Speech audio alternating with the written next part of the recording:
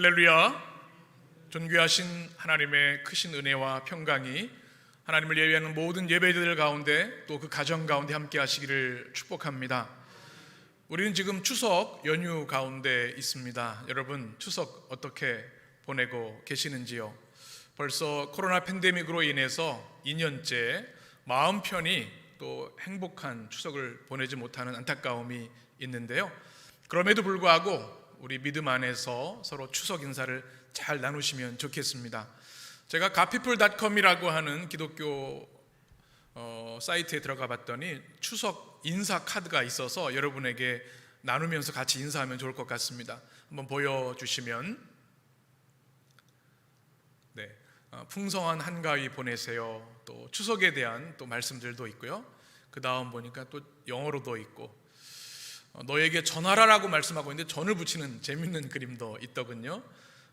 또 추석에 좀 과식하게 되는데 다른 것은 칼로리가 있지만 성경 읽는 건 칼로리가 없다, 이런 재밌는 인사도 있었습니다. 다이어트는 항상 추석 끝나고 해야겠죠. 이 추석 잘 보내고 또 우리가 안전한 환경이 되어져서 교회에서 다 같이 만나서 예배 드렸으면 좋겠습니다. 이 추석 명절을 맞아서 우리가 직접 얼굴과 얼굴을 맞대고 만나진 못하더라도 전화로 또 메시지로 또 이렇게 모바일 카드로 서로 추석 인사를 기쁨으로 나누시면 참 좋을 것 같습니다. 어느 때보다도 마음 편히 보낼 수 없는 이런 추석인데도 하나님께서 우리 가정들을 지켜주시고 위로와 평안 각 가정에 부어주시기를 주님의 이름으로 축원합니다. 특별히 추석이 되면 우리뿐만 아니라 추석을 제대로 지킬 수 없는 사람들을 위해서 또 기도해야겠습니다. 코로나 팬데믹 계속되고 있어서 또 방역 당국자들, 또 의료진들, 또 사회 필수 요원들, 경찰, 군인, 또 많은 이들이 이 사회를 지키고 있습니다. 그들 위해서 기도해 주시길 바라고, 또 추석이 더 마음 아프고 쓸쓸한 이들도 많이 있을 겁니다. 위해서 기도해 주셔서 모든 공동체가 행복한 추석 가질 수 있도록 여러분 꼭 기도해 주시면 좋겠습니다. 저는 추석이 되면 몇 가지 추억들이 있습니다. 예전에는 어린 시절에는 추석을 얼마나 손꼽아 기다렸는지요. 평소에 먹지 못하는 맛있는 음식들이 푸짐하게 차려지거든요. 그래서 그날 드디어 고기 먹는 날이구나, 잡채 먹는 날이구나, 각종 전도 먹게 되는데요. 참 기뻤던 것 같습니다. 또 이제 청소년 정도 되게 되면 용돈 받는 재미가 있더라고요. 추석 되면 1년 예산의 50%를 충당해야 된다는 사명감을 가지고 어른들한테 인사를 잘했던 그런 기억도 있습니다. 제가 미국에서 유학 시절에는 추석이지만 명절이 아니기 때문에 열심히 레포트 쓰면서 또 아쉬운 마음을 경험한 적도 있고요. 캐나다에서 목회할 때는 추석, 캐나다 사람은 추석을 모르지만 우리 한인교회에서 같이 그 주일 예배 끝나고 추석 음식을 해서 나누었던 추억이 있습니다.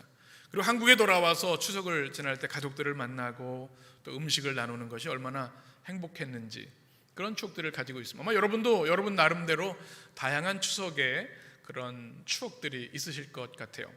그런 기도가 이번 설교를 준비하면서 나왔습니다. 하나님, 우리 은혜의 숲 해림교회가 추석 같은 교회 되었으면 좋겠습니다.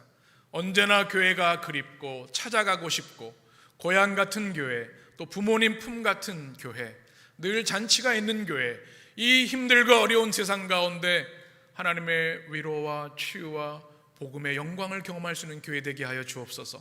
그런 기도를 했습니다. 하나님이 이미 그 역사를 우리 교회 가운데 이루시고 계신 줄 믿습니다. 교회는 크든 작든 우리 주 예수 그리스도의 보혈로 세워진 존귀한 하나님의 현존입니다. 그래서 그 교회는 하나님의 임재와 영광이 있고 주님으로부터 부름받은 교회인 성도들은 그 은혜를 교회를 통해 공급받습니다. 사도 바울은 누구보다도 이 진리를 분명히 알고 있었습니다. 지금 감옥에서 에베소서를 기록하고 있지만 에베소 성도들을 향을 생각할 때 하나님께 감사와 찬양이 흘러나왔습니다. 그래서 지난주 나눈 말씀 기억하시죠? 그의 본론의 첫 마디는 찬송하리로다.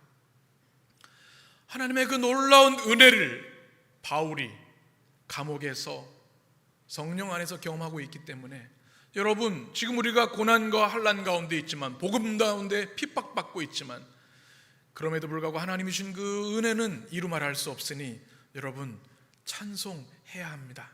이렇게 말씀하고 있는 거죠. 왜 그렇습니까? 하나님께서 우리에게 놀라운 복을 주셨어요. 3절 말씀 같이 읽습니다. 찬송하리로다. 하나님 곧 우리 주 예수 그리스도의 아버지께서 그리스도 안에서 하늘에 속한 모든 신령한 복을 우리에게 주시되. 아멘. 찬송하는 이유가 뭐예요? 하나님이 어떤 복을 주셨어요? 하늘에 속한 모든 신령한 복을 우리에게 주셨다. 이 복은 땅에 속한 복이 아닙니다. 사라지지 않고 영원한 복이죠. 또 신령한 복입니다. 어떤 복이에요? 육의 복이 아니라 성령으로 우리에게 주는 놀라운 복이 되는 것이죠. 이 신령한 복의 내용들을 이제 오늘부터 3주 동안 같이 나누게 됩니다. 3가지로 요약할 수 있는데, 첫 번째는 하나님의 택하심입니다. 화면을 좀 보여주시면, 하나님의 택하심, 오늘 나눌 말씀이고요. 다음 주는 예수 그리스도의 속량하심 또는 구속하심, 죄사함에 대한 것입니다. 세 번째는 성령님의 인치심. 여러분 3가지 안 보시고 기억하시겠죠? 이것은 우리 신앙의 굉장히 중요한 기초이고 복음의 기초입니다. 하나님 주신 신령한 복이 3가지 뭐예요? 하나님의 택하심, 예수님의 속량하심, 성령님의 인치심. 이 3가지를 머릿속에 꼭 기억하시고 마음에 새기시면서 말씀을 들으며 잘 정리하셨으면 좋겠습니다. 이것이 우리 신앙의 흔들림 없는 복음의 기초이기 때문에 그렇습니다. 오늘은 첫 번째 복, 세상의 복과 비교할 수 없는 하나님의 하늘에 속한 신령한 복이 무엇인가? 첫 번째는 바로 하나님의 택하심입니다. 오늘 말씀 4절을 같이 읽습니다. 곧 창세전에 그리스도 안에서 우리를 택하사 우리로 사랑 안에서 그의 앞에 거룩하고 흠이 없게 하시려고. 아멘. 하나님이 주신 첫 번째 신령한 복, 하늘에 속한 복은 뭔가 하면 택하신, 하나님이 택하셨다는 사실입니다. 이 복이 가장 먼저 나온 이유가 있어요. 가장 중요하기 때문에.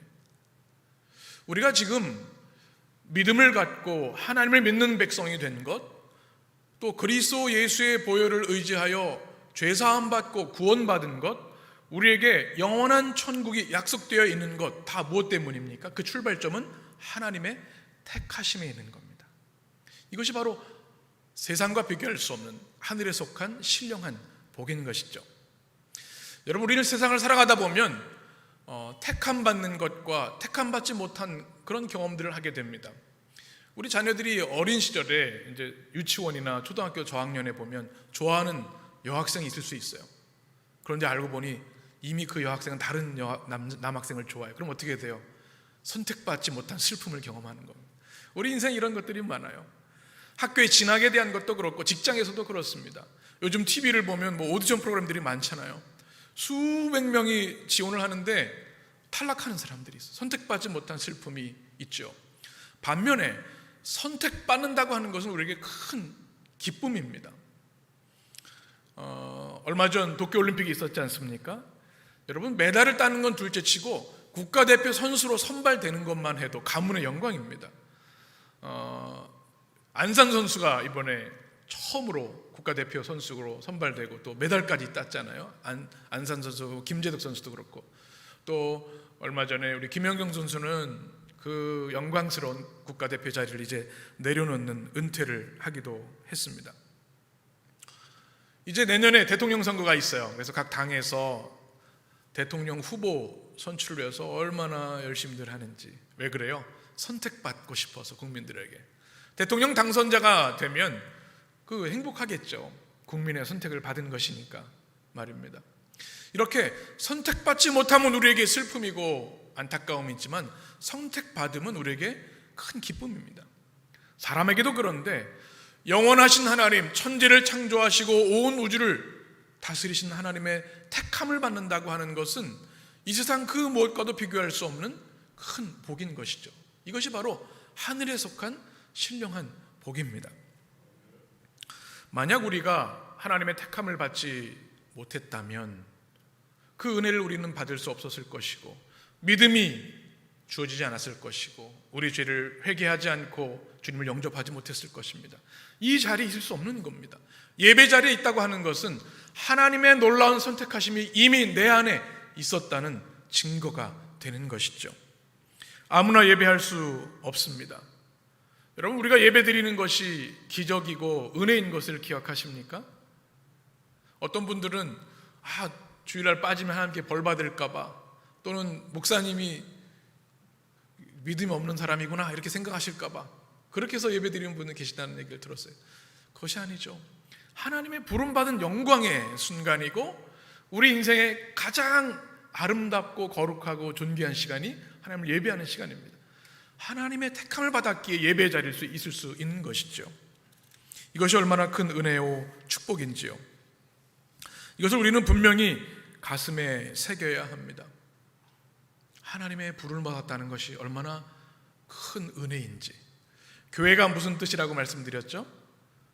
부름받은 공동체, 세상으로부터 부름받은 공동체. 이것도 하나님의 택하신 공동체라는 뜻입니다.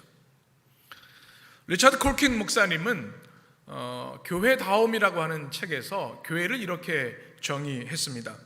하나님께서 직접 선발하신 특수부대다. 무슨 부대예요? 하나님이 이 세상에 그리스도의 복음을 전하고 하나님 나라 확장을 위해서 긴급하게 부르셔서 명하신 특수부대, 이 교회가 특수부대다. 여러분 어깨에 좀 힘이 들어가시죠? 얼마 전에 TV에서 강철부대라는 프로그램이 있었습니다. 여러분 보셨는지 모르겠어요. 아마 인기가 좀 있었다 그래요.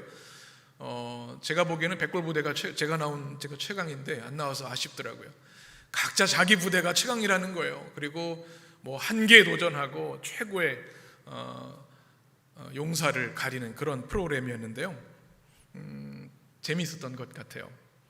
그런데 하나님께서 우리를 이렇게 하나님 나라와 하나님 나라의 복음을 위해서 우리를 친히 긴급하게 불러서 교회를 이루게 하셨다는 사실, 택함받은 하나님의 백성들이 하나님의 거룩한 목적과 사명을 가지고 모인 공동체가 교회이다. 여러분 특수부대에는 눈빛이 다르더라고요. 여러분도 그러시죠? 그냥 이 땅에 우리는 먹고 살고 즐거움에 사는 존재가 아니라 하나님의 명확한 부르심, 하나님의 명확한 복음에 대한 소명을 가진 자들이기 때문에